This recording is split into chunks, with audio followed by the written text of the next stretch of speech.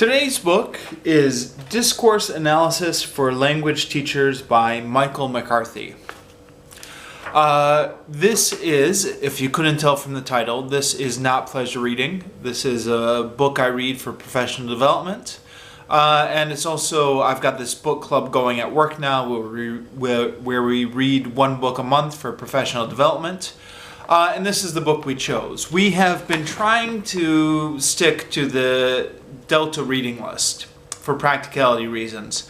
A lot of people at work are either thinking about doing the Delta in the future or kind of have done it. More of them thinking about doing it, actually. This is a way to kind of ground our reading list in some practicality, kind of give people a leg up who are hoping to read up for the Delta, but I think it's also useful regardless. This is one of the books that was recommended for Delta Module 1 on the reading list, so we decided to do it. We were debating, discussing, this always comes up. Do we want to read something kind of more practical or more theoretical? And we decided we wanted to read something more theoretical. Even though practicality has its obvious benefits, for a book club specifically, especially if you're going to kind of plow through and read it cover to cover, something a little bit more theoretical has kind of some more juice for discussion. It can be a more interesting read. So this is heavily theory. There's a discourse analysis for language teachers. So the language teachers, the for language teachers part, is obviously kind of indicates a certain amount of practicality. But there's a lot of theory in this book. And to his credit, Michael McCarthy says right in the introduction, the classroom applications of all of this is not obvious. So it's a lot of kind of... There is some talk about classroom applications, but there's also a lot of things that's just kind of interesting background knowledge. But kind of what to do with this in the classroom is up to the teacher. Let me make one more kind of general comment here. He does kind of toy with students often don't do this, maybe we should encourage them to do this more, or students need to be taught to do this more. So he does talk about classroom applications and a number of points. While I'm talking about this, often this book, the intended audience for it seems to be English teachers who are teaching kind of a very high level of student. So often when I'm reading this book and he says students often don't do this exactly like a native speaker would do, I think, oh geez, who cares? It's so low on my list of priorities. I'm just trying to get them to produce sentences that make sense. I don't need them to use evaluative comments exactly as a native speaker would.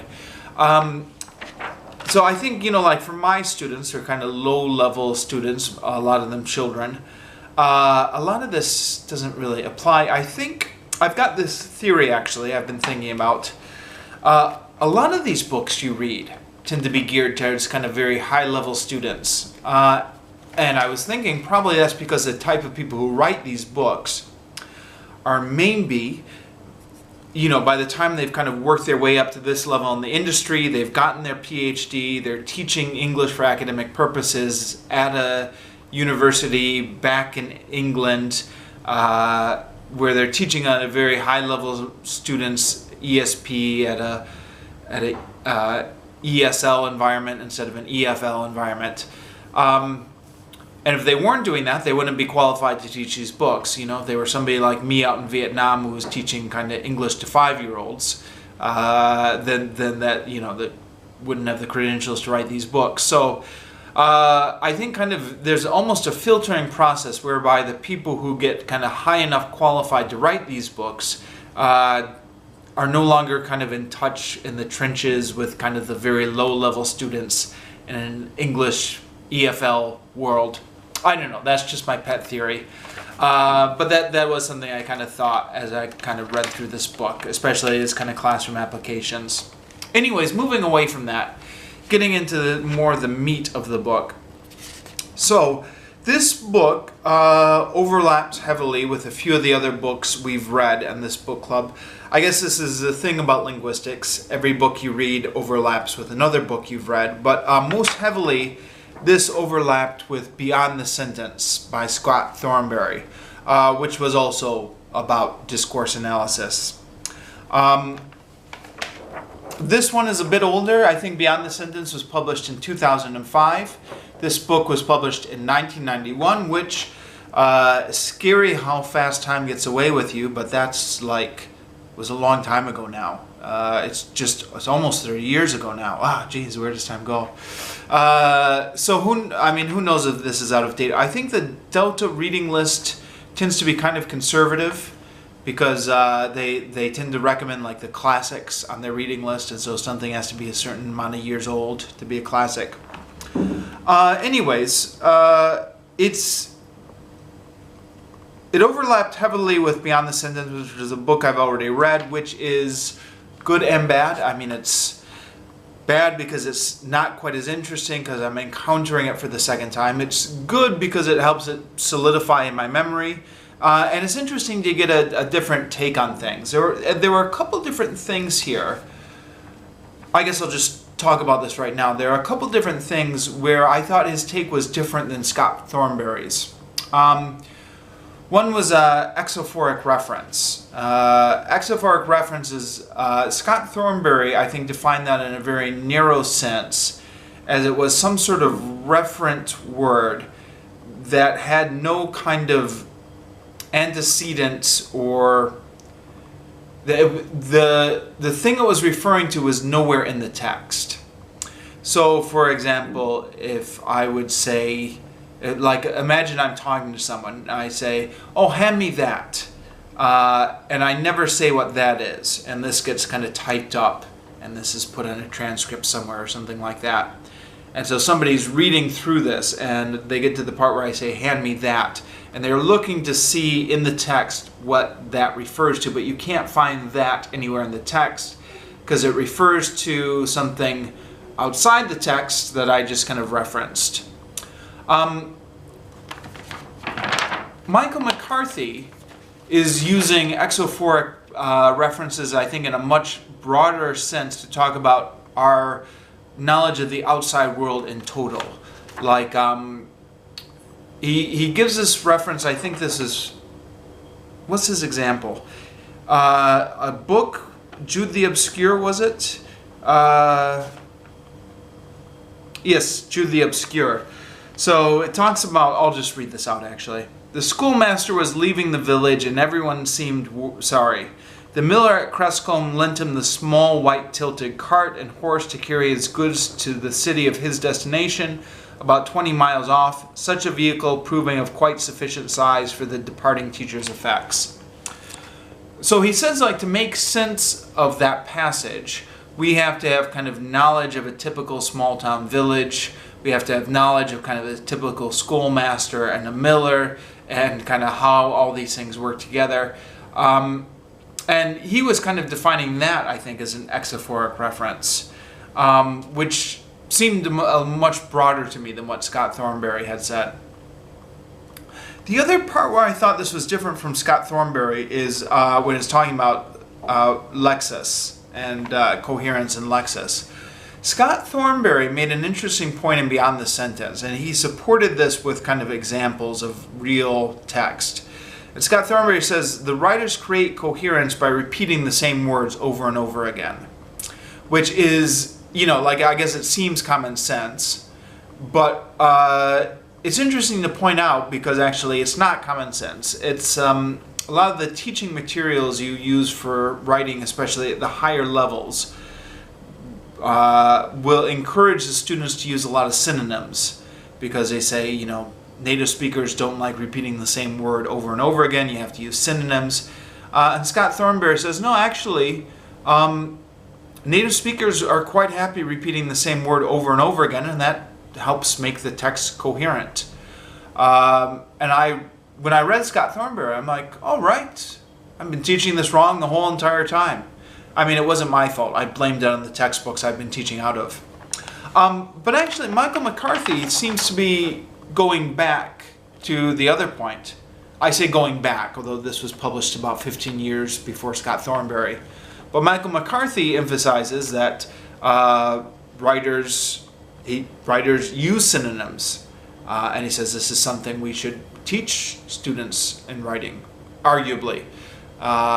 Because if they repeat the same word over and over again, it's not going to sound natural, the text. Yeah, I don't know. I mean, like, I'm not sure who's right, and I'm not sure what we should teach. I think I'm all in favor of teaching all this stuff receptively, because students need to be able to understand text. Some of this, do they really need to produce it? I mean, like, it depends at what level you're teaching them at. If you're teaching English for academic purposes, with students who are going to enter into a foreign university and need to kind of write research papers and are expected to be held to the same style as a native speaker, then yeah, you need to teach them all the little nuances here. But out here in Vietnam and the English language schools where you're teaching, 14-year-old students kind of survival English, I thought, they don't need to know it. They can repeat the same word over and over again in their writing, and I'm perfectly fine with it. I don't know. Like how much to teach the students is an ongoing issue. Anyways, going to go through this book maybe and just kind of briefly talk about each chapter here. The first one, what is discourse analysis, is just an introduction. Actually, let me back up a bit. The whole book is an introduction. It's an introduction to discourse analysis, so it covers a lot of ground here, which, like it's an introductory text. So, discourse analysis and grammar, discourse analysis and vocabulary, discourse analysis and phonology, and then kind of spoken language, all the features of spoken language. All the features, sorry. An introduction to some of the features of spoken language. All is a very dangerous word. And written language. He's got these two sections at the end. Chapter 5 is on spoken language and chapter 6 is on written language. But obviously spoken language and written languages are throughout the book because those are the examples he uses when he's drawing things out of here. So, discourse analysis, there's a lot of interesting stuff here. And maybe some not so interesting stuff, like maybe it's not all at the same level of interesting, but potentially, if you get into this stuff, a lot of this can be interesting. And I was not a linguistics guy as an undergrad. I was a history, literature major, kind of interested in kind of narratives, not so interested in linguistics. But I think if you get into this, and if you let yourself get interested in this, there's some stuff that I think you can't help but find interesting. And just kind of the analysis that discourse analysis have been able to do on how people talk to each other.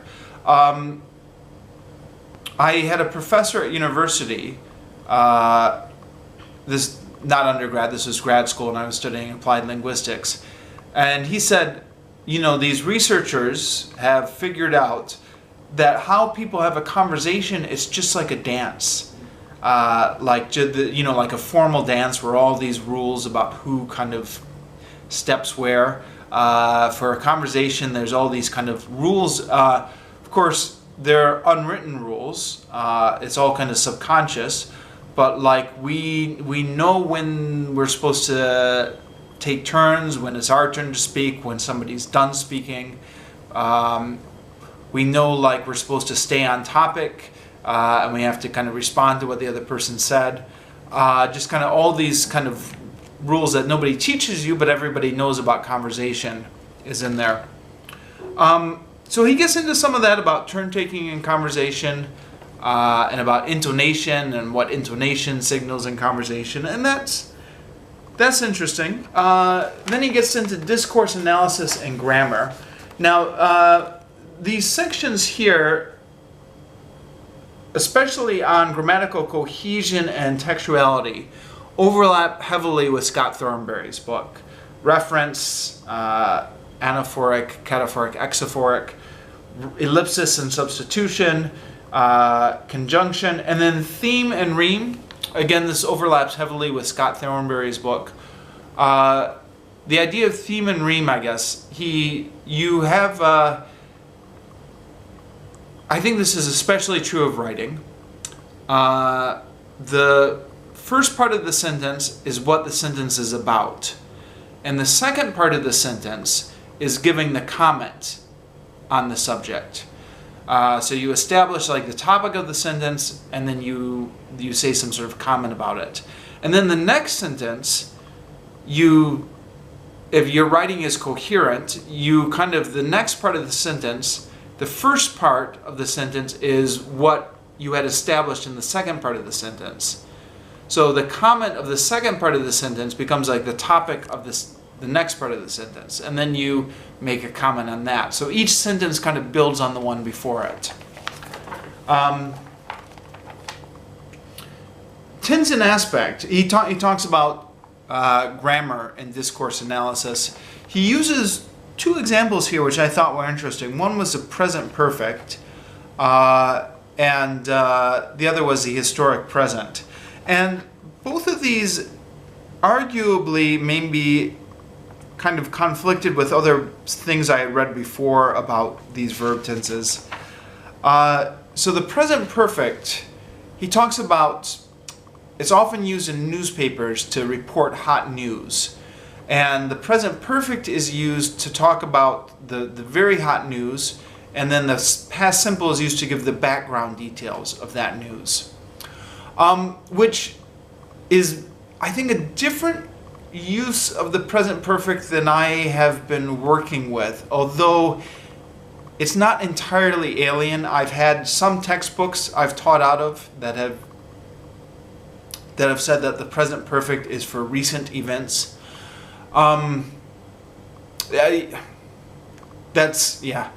And I've known several students of mine, kind of both in Vietnam and Cambodia, who have learned, based on their previous teachers or their previous textbooks, that the present perfect is for recent events. Now, as an English teacher, I've never really liked that definition. I find that problematic because recent is a relative term, and there's no definition of recent. So I guess it could be what the speaker perceives to be psychologically recent, but yeah, it's difficult to teach in the classroom.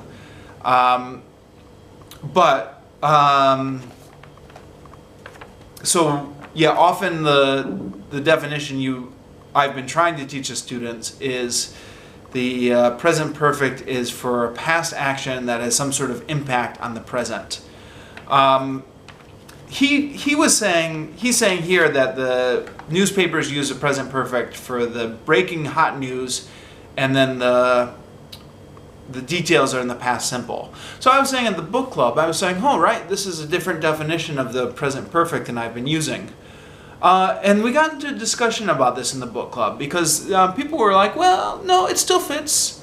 If you're saying present perfect is used for past action that has an impact on the present, then hot news has an impact on the present.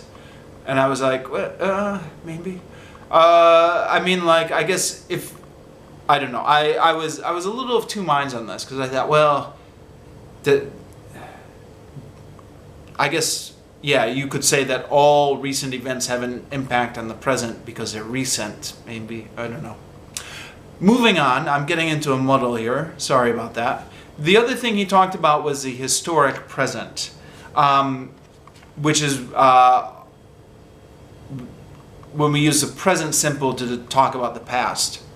Michael Lewis had talked about this in The English Verb, which was another book we'd been reading for book club. And Michael Lewis was saying, Michael Lewis, that like the present simple and the past simple, we call them the present simple and the past simple, but he says these terms are really misleading because they have nothing to do with time references. They just have to do with kind of how psychologically, if you feel the event is kind of immediate psychologically or distant psychologically. And he used the example of like the how people often narrate past events using the present tense if they feel these events are kind of psychologically near. Now, the weakness with Michael Lewis's books, kind of, I think all of them as far as I'm aware, is Michael Lewis doesn't use any of the data, the corpus data, when he's making these assertions. They're all just kind of based on his own intuitions or feelings about the language. What McCarthy does is analyzes the data. Actually, sorry, I'm giving McCarthy too much credit. McCarthy, the whole book is McCarthy's summary of what other people have written. So McCarthy cites other people who have analyzed the data and showed that in the telling of an anecdote, the historic present is used at certain points in the anecdote which appear to be kind of fairly common or like predictable.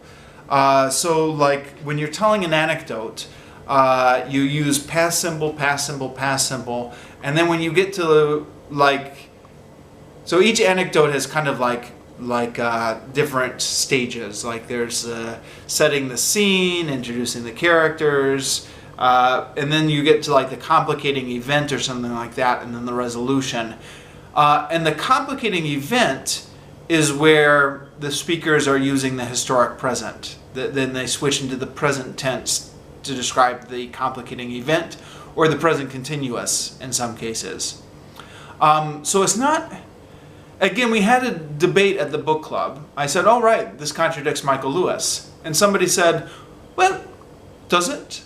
Or is like the complicating event, the event that the speaker always feels is psychologically immediate, which is what Michael Lewis said.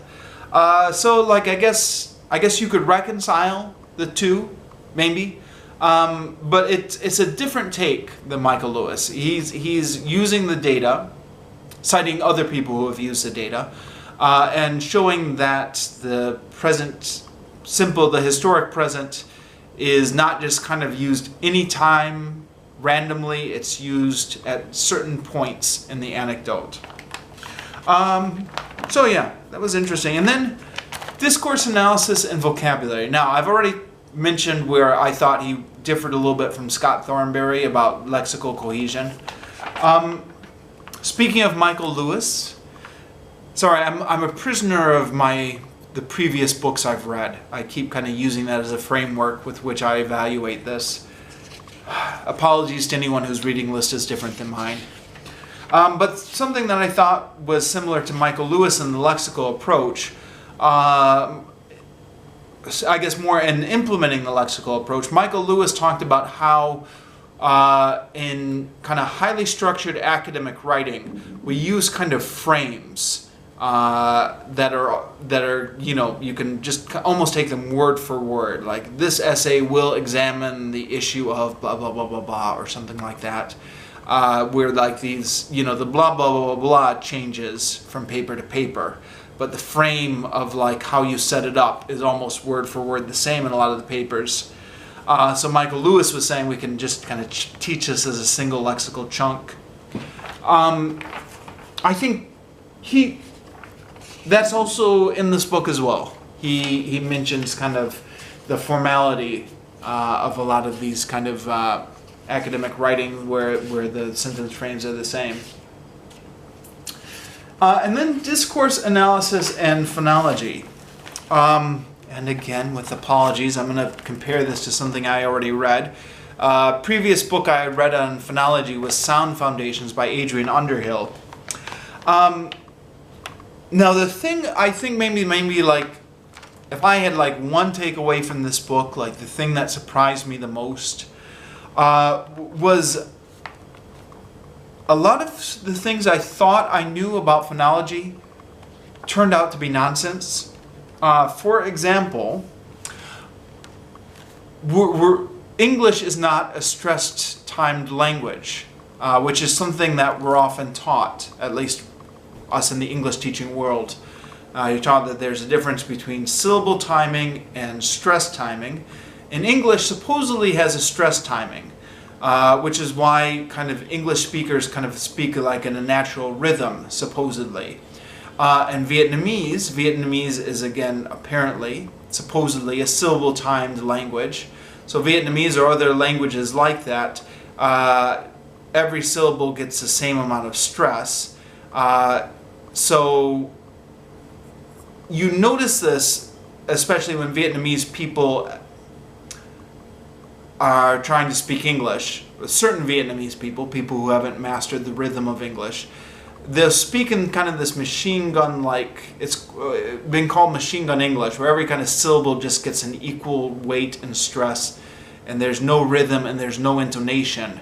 And it's very kind of hard for a native speaker to just kind of follow it because there's no rhythm to what they're saying. Because apparently English is a stress-based language with a rhythm, is what we've been taught. He examines this, or he floats the idea, and then he says, actually the studies show that, you know, like sure in poetry, English has a rhythm, and in like broadcast speech or, you know, some sort of carefully rehearsed speech, English has a rhythm. But like in normal conversation, there doesn't appear to be a rhythm. Like there's stressed and unstressed, but like when the linguists kind of go through and try and look for rhythm in just normal conversations, they can't find like a stress pattern or a rhythm. And I was like, oh right, you know, this contradicts just kind of everything I thought I knew about English rhythm and stress timing and stuff like that. He also talks, bring this back to Adrian Underhill. Adrian Underhill in Sound Foundations was talking about how you can use like poetry to kind of teach students kind of natural English rhythm. Of course, Adrian Underhill knows that poetry is poetry and it's not natural speech. But he was making the claim that like this poetry kind of exemplifies like the natural rhythm like you find in natural speech. Like it's an over-exaggerated case of it, poetry, carefully selected over-exaggerated case of it, but it's useful for the students to know.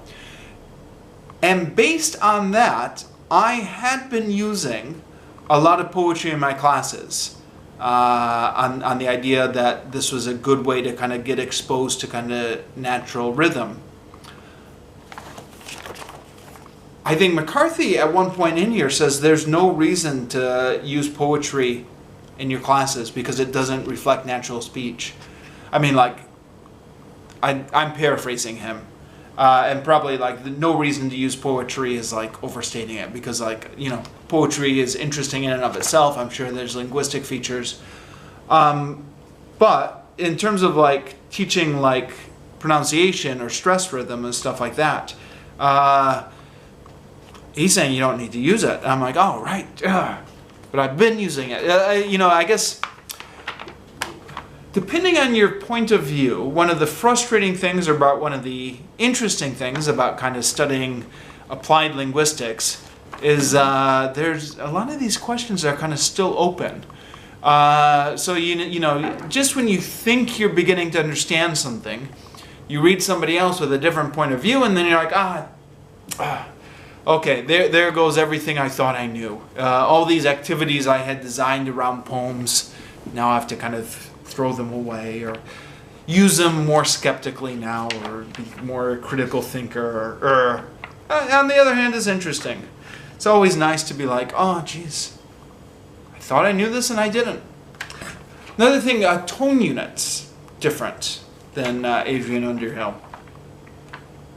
That's chapter 4. I've got chapter 5 and 6 still left, but I'm out of time on this video camera. This video camera only goes to 30 minutes, so I'm going to have to stop here.